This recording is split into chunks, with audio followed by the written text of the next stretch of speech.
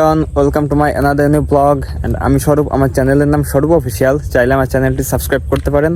আর আজকের পরিবেশটা বেশ সুন্দর।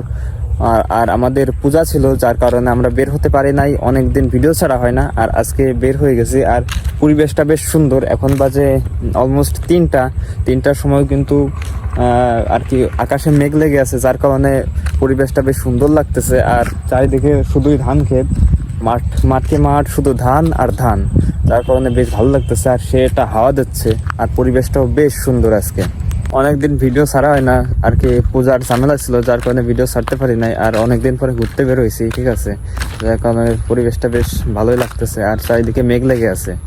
এই জায়গাটা কিন্তু বেশি পরিচিত তাল খাওয়ার জন্য, কারণ এখানে সারি সারি তাল গাছ আছে অনেক। এই তালের সময় সবাই কিন্তু এখানে এসে তাল খায়, আর কেউ কিছু বলে না, একদম ফ্রি শুধু পারে আর খাই। এই জন্য এই জায়গাটা বেশি পরিচিত সবার কাছে। আর যতই বিকালের দিকে সময় গড়ায়, আর ততই কিন্তু কাপলদের আনাগোনা বাড়ে এখানে, ঠিক আছে। এখানে কিন্তু অনেকে এসে এই তাদের পছন্দের মানুষকে নিয়ে আসে এই সুন্দর পরিবেশে। এই লোকটা হলো গাড়ি চালানো শিখাই দিছি তো, যার কারণে গাড়ি পেয়ে শুধু গাড়ি চালাচ্ছে। এই পরিবেশটা দেখেন, পরিবেশটা আসলেই দেখার মতো পরিবেশ। আজকে সেই লাগতেছে চারিদিক। আর এখানে কিন্তু অনেক ফড়িং উঠতেছে, অনেকগুলো ফড়িং আছে, যার কারণে আরো সুন্দর লাগতেছে পরিবেশটা। আছে এরকম বাবলা গাছ, যার কারণে এখানে ছবি ভিডিও করতে অনেকেই আসে।